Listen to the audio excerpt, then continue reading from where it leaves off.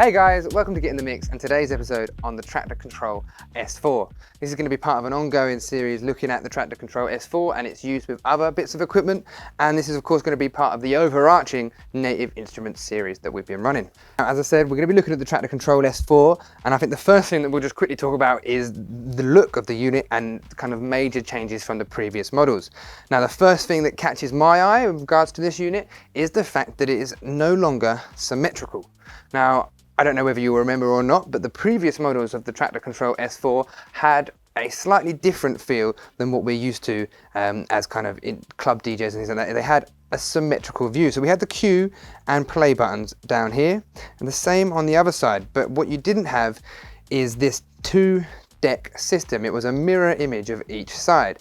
Now, for people that are used to using CDJs, turntables, things like that, that felt a little bit alien to them, and I think the guys at Native have really took that on board and have kind of decided to change that going forward. So we're now back to this, well not back to, but we're here at this industry standard almost two-deck system where this is exactly the same as this.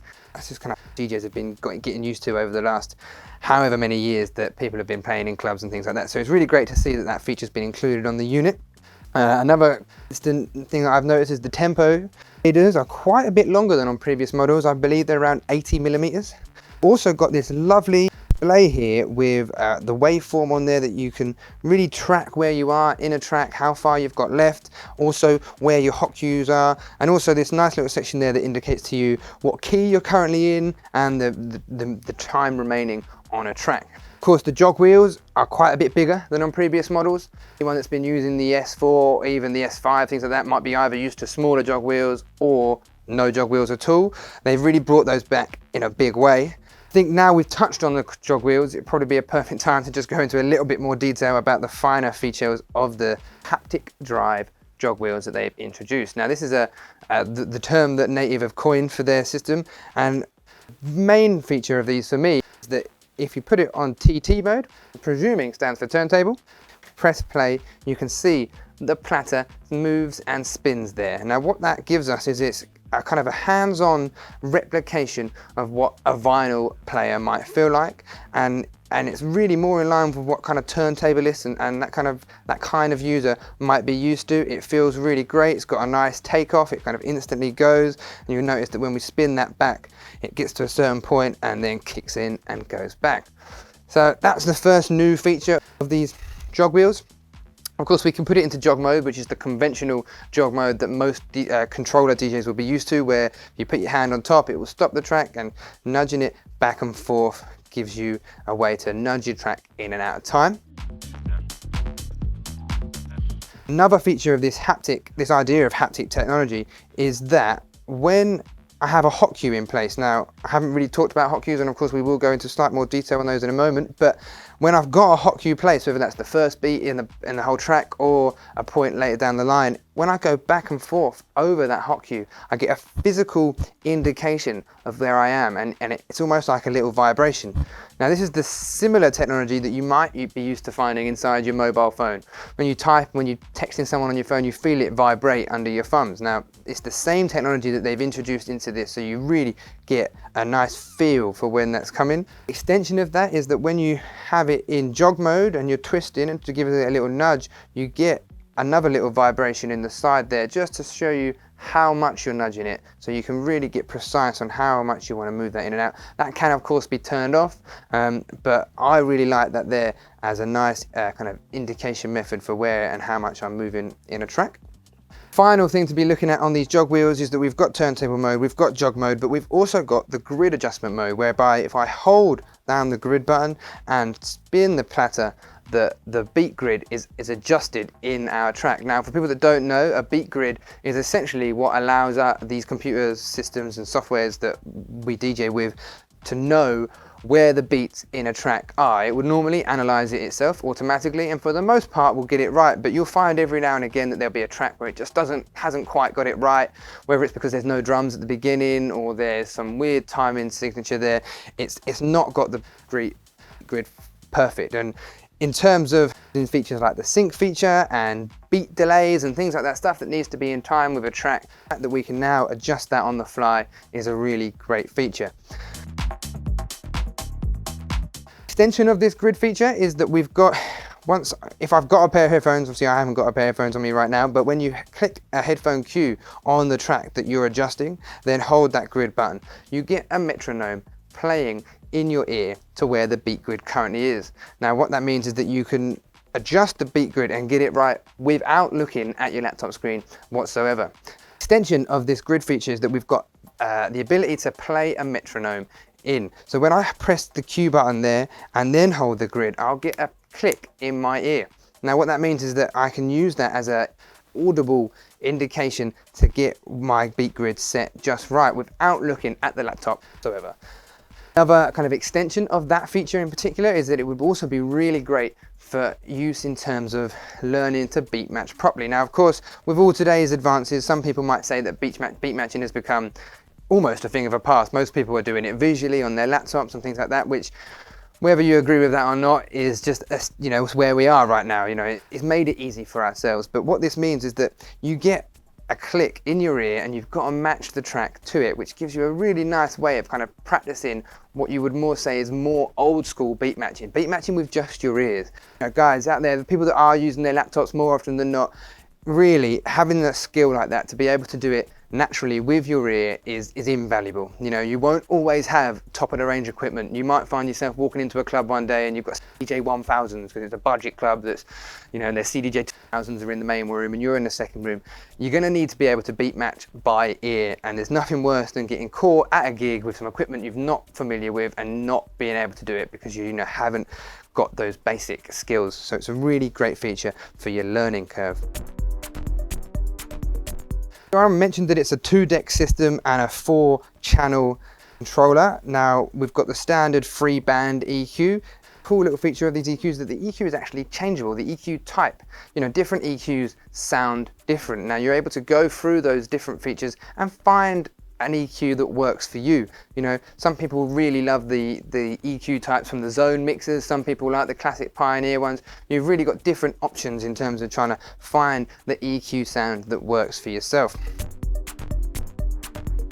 I mentioned about the on-screen displays here, and you've got a nice form there that you can look at to monitor where you're at, but you've also got these 2 rotary dials either side of that. Now what that means is this one labeled quite clearly move, you can twist it and move along inside a track. So as I go there and spin, my track moves along, and as I go back, we get back. Now we can even do that down. If I hold shift and move that, we can move that in beat increments. Now that's really great for having to move around a track seamlessly. Maybe you found yourself, you've accidentally got to the end of a track and you're running out of time to find a new one. You haven't found your new track right. You hold your shift, and suddenly you've moved back 16 beats, 32 beats, whatever it might be, and you've got more time to bring that second mix in. Of course, on the flip side, on the right hand side here, we've got the loop dial, which does what it says on the tin. You click it in to, you know, point in your loop, and you can twist it to adjust the length, going up to 32s and right down to second notes, which is, you know, minuscule. If I let that play now, at the loop, you can hear that. I'm going to bring it down. You can hear that that was, as we increase that, we get larger segments of a loop, which is really great for kind of looping different sections. Maybe there's just a vocal I want to loop in, maybe I want to extend my track, maybe I want more time, as I said, to mix over here. You've got that capabilities down there. I mentioned earlier about the hot cues and the pads. So these are colorable, interchangeable hot cues that have 3 main functions. We've got hot cues, which are your very conventional function of one of these buttons. You know, as I hit it, I go to that point in a track. If it's playing, it will go back and start and play from that point, which is really great for either, you know, jumping around a track, or even just kind of doing a little remix on the fly with interchangeable sections. You know, if I bring this track in over here, we've got some nice sounds here. Maybe filter that out and then drop straight to the drop, and in we go. So it's a really nice way to jump around sections in a track, maybe do a little remix, maybe kind of get your own creative versions of these songs going. So we talked about hot cues. But we've also got 3 other main functions for these pads. We've got samples and stems. Now, if I switch over to deck D here with this interchangeable deck select button, you might notice, first thing you might notice is the color changes, which is absolutely amazing for kind of an indication of where you are and what deck you're mixing on. You know, we've all been there before where you've got a track playing over here, you've played another track and you want to introduce a third, and lo and behold, you stop paying attention for a second and you think, oh right, yeah, I'll load that track in, and you accidentally kill the track you were playing. But with these units, that's a thing of the past, because you'll know that I was on blue a second ago, and when I go to my new one, I'm going to be on an orange light, which is a really great feature for not getting lost around your mix. Now, as I said, if I head over to deck select D over here, and I pause the track that we've got playing, we'll pause that track on B. I head over on here to our remix sets, and we can load in one of these samplers. Now, off the bat, we've got one-shot samples. We can control the volume or the filter of one of these samples by simply holding the button below it and twisting either the move knob for the volume or the loop knob for a filter, which can be low pass or high pass. As with most softwares, click that in to reset that back to 0. You can also change the sample that you're using by holding the button below and twisting the selection knob. Now, you'll notice there on the screen that we've got all these different samples that we can choose from, and we can pop one of those. I'm just going to stick back to the original one. These can be used as loops, or they can be used as one-shots. Now, if you're using them as loops, it's kind of more in line with what we would call the remix sets and decks, where you might have different parts of a track. I'll bring in the drums, I might bring in the bass line, I might have some synth sounds, whatever going on there. But another great feature, particularly when we're using this in one-shot mode, is the ability to step sequence those sounds. So you might notice that we've got a little record button here. So if I enable my record button and press play over here on this track and bring a track in, I can add elements in. There we go. And you can hear that there. Maybe I want to go.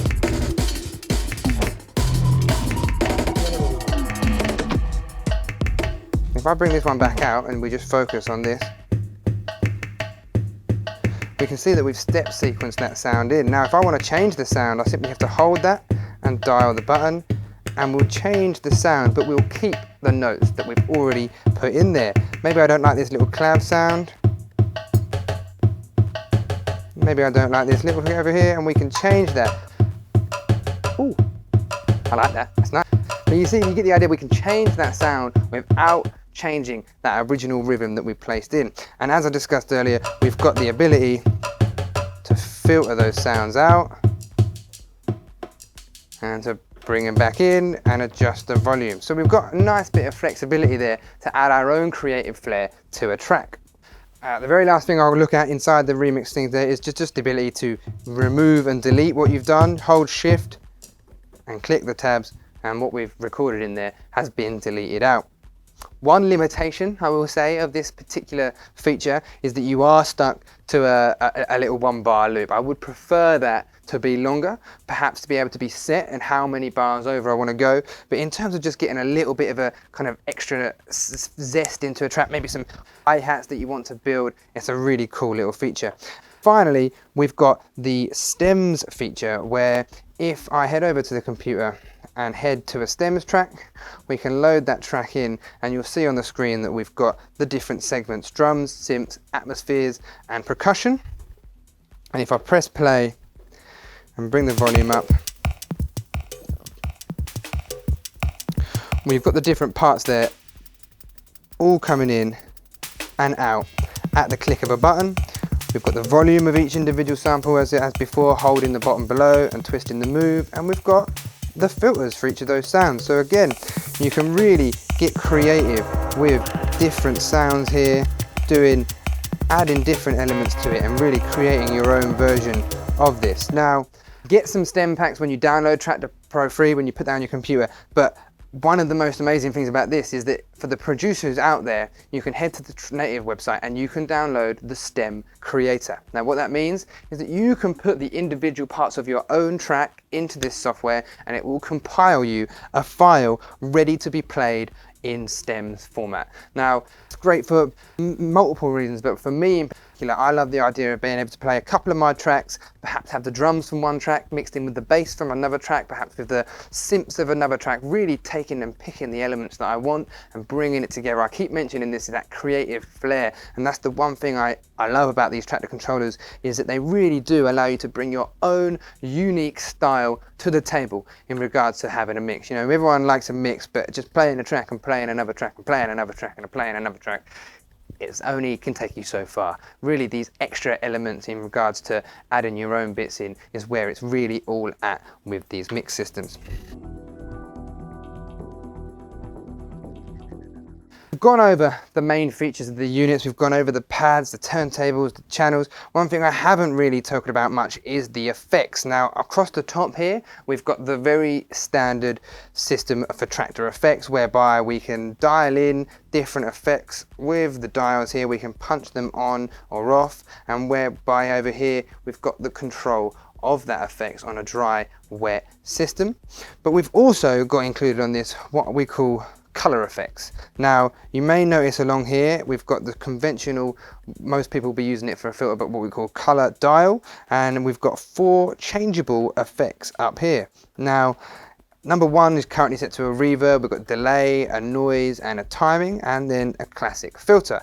So if I've got a track playing and I turn the filter on with this on button, we can hear that we've got that filter there running in, and I can adjust the track as we go. But what we can also do is, perhaps I want a delay on this track rather than a filter, I can hold 2 and press that button and it changes to a delay, but just that unit. If I press it, it just changes all 4, but if I hold and click, we get a single specific effect on there. Now, one thing to note about all these is that they are, of course, post fader, not post delay.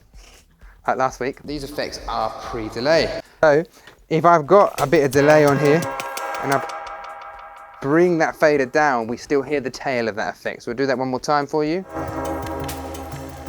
Let's bring it back to somewhere where we've got some drums. And you can hear that trail really comes on after the track is finished, which is great. Now, having these effects up here and the color effects makes the capabilities endless. You know, the amount of effects that you can stack and layer on top of each other here, really, there's no limit to what you can do. You know, we could have delays running up here with a filter coming in, bringing a sound out as we're delaying something, bringing filters in to kind of adjust that. It's got a really nice way of getting your own system on here. The very final thing to look at, I think, will be, of course, just your standard, you know, jargon, what we've got in terms of output. So we've got 2 XLR outputs for your main, we've got a booth output on jack, we've got line in and phono inputs via RCA. Of course, one thing that I will mention that most people forget about, and I've been down to Native recently actually, so I will say that I recently came back from training at Native on this unit in particular, and one thing they said to me is that so many people are forgetting how to turn their phono systems on. You've got to hold shift and click your phono exit button in order to enable your phono. If you do try and plug a turntable in without that, you will have next to no signal, which is going to be no good for anyone. You need that high level of signal going in on your phono channel. I think we've covered all the basics there today. Keep an eye out for where we're going to be looking a bit more in depth at certain aspects and how to use this controller in conjunction with other units.